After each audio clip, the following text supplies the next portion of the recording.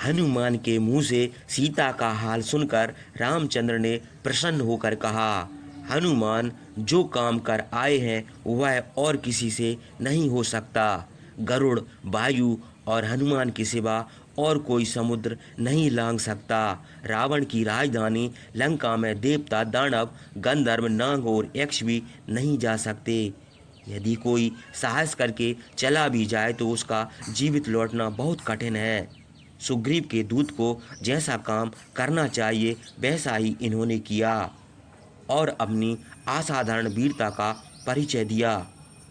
स्वामी जिस काम की आज्ञा देता है उसके साथ ही और भी उसका प्रिय काम जो कर आता है वह दूत श्रेष्ठ है, और जो जिस काम के लिए भेजा जाए उसके सिवा और कोई प्रिय काम न करे वह माध्यम है। और समर्थ होने पर भी जो बताए हुए काम की उपेक्षा करे वह नीच है।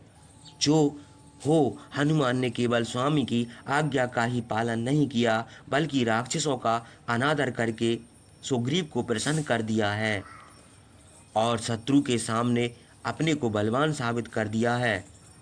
सीता का समाचार लाकर मेरी, लक्ष्मण की और सब रघुवंशियों की रक्षा की है। जैसा मुझे प्रसन्न किया है उसके अनुरूप मैं उनको इस समय प्रसन्न नहीं कर सकता। यह मुझे खेद है। हृदय से लगाना सब कुछ देने के समान है। यदि मैं इन महात्मा को इस समय वही दूंगा। रामचंद्र ने यह कहकर बड़े हर्ष से हनुमान को छाती से लगा लिया। इसके बाद थोड़ी देर सोचकर वानर राज सुग्रीव से बोले, मित्र, आपने सीता का पता लगा लिया, किंतु समुद्र लांघने की बात सुनकर मैं निराश हो गया हूँ, क्योंकि अगाध समुद्र के पार उतरना बहुत कठिन है। बानरों की सेना लंका को कैसे जा सकेगी? हनुमान ने सीता का हाल तो सुनाया, किंतु बानर समुद्र के पार कैसे जाएंगे?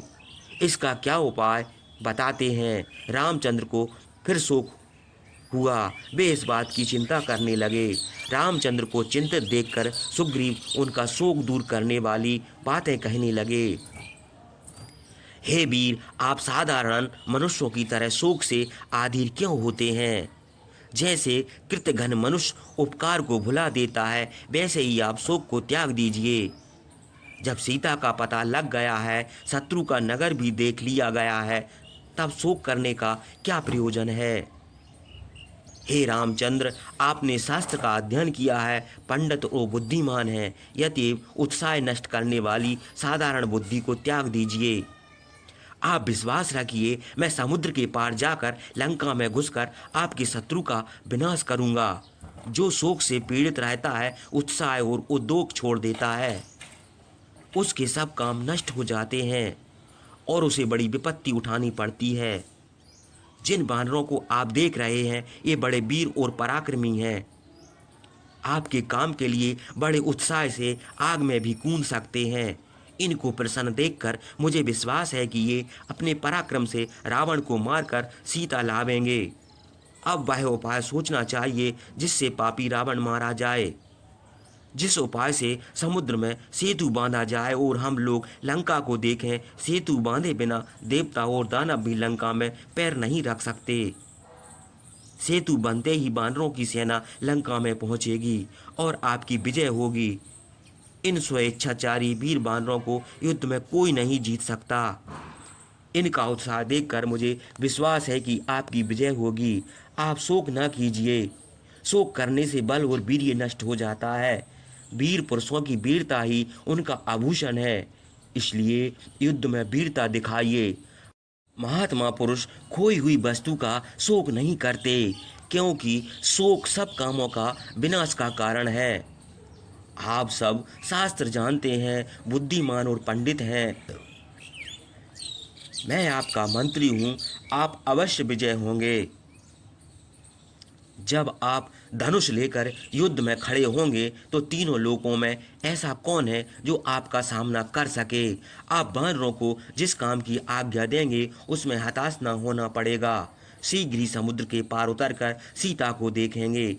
आप शोक त्याग कर क्रोध कीजिए। क्रोध न करने से क्षत्रियों का प्रभाव नष्ट हो जाता है और वे उत्साहहीन हो जाते हैं। क्रोधी मनुष्य से सब लोग डरते हैं।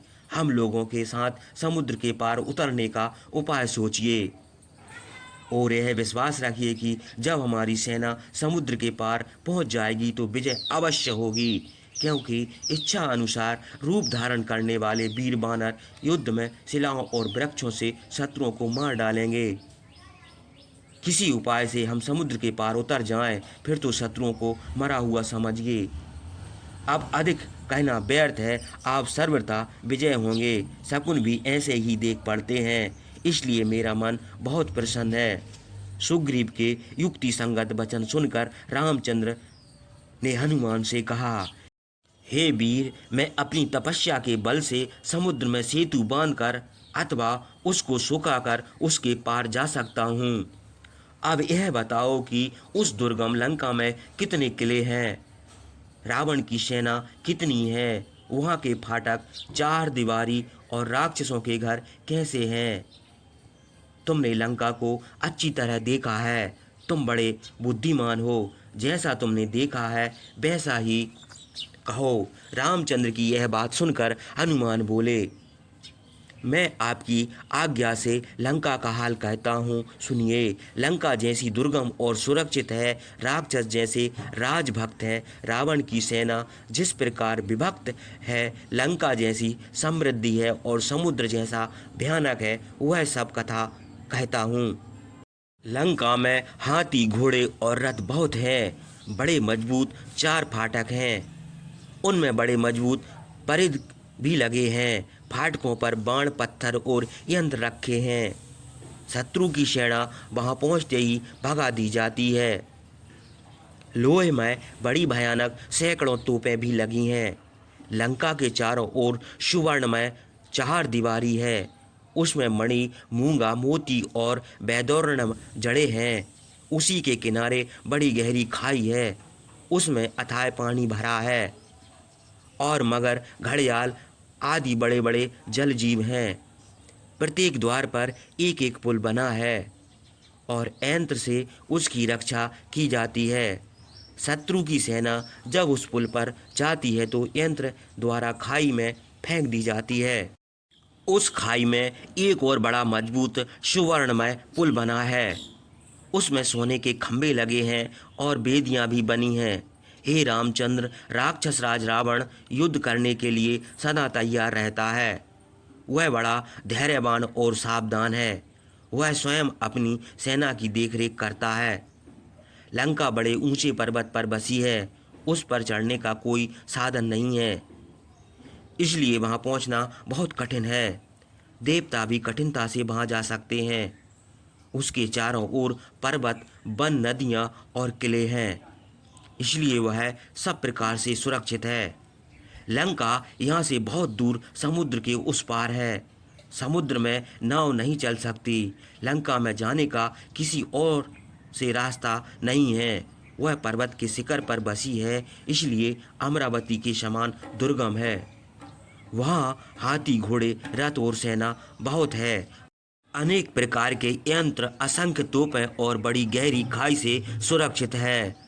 पूर्व फाटक पर 10,000 राक्षस बाण और खड़ग आदि अस्त्र शस्त्र लिए युद्ध के लिए दिन रात तैयार खड़े रहते हैं।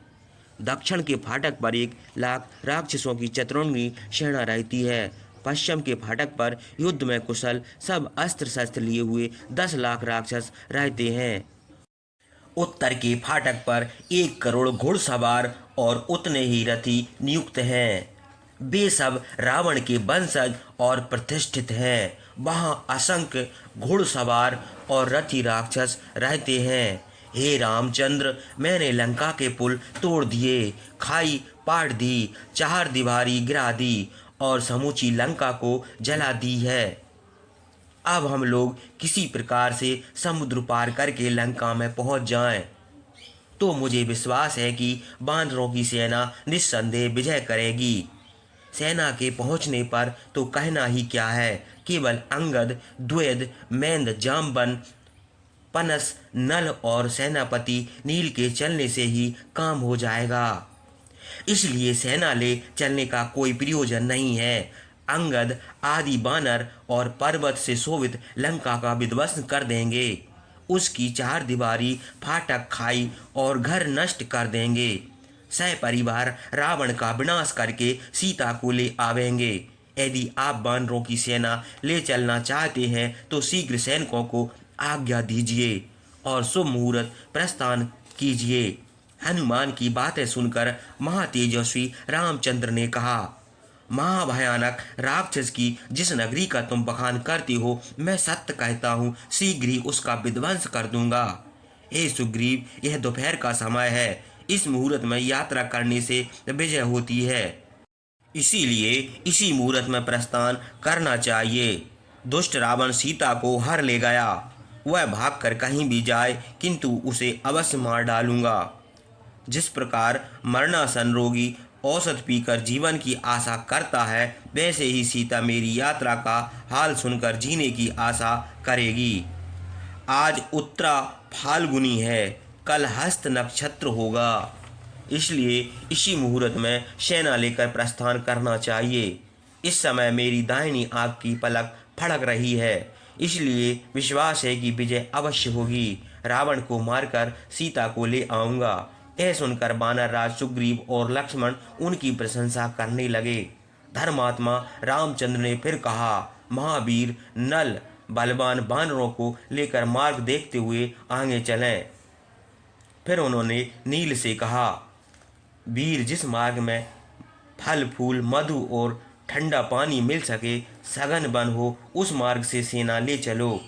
दुष्ट राक्षस मार के फल मूल नष्ट कर देंगे, पानी आदि खराब कर डालेंगे, इसलिए सावधानी से मार्ग की रक्षा करना बहुत आवश्यक है। घने वनों में और खाई खंदकों में बानर देखते हुए चले कि शत्रु की सेना कहीं छिपी तो नहीं बैठी है।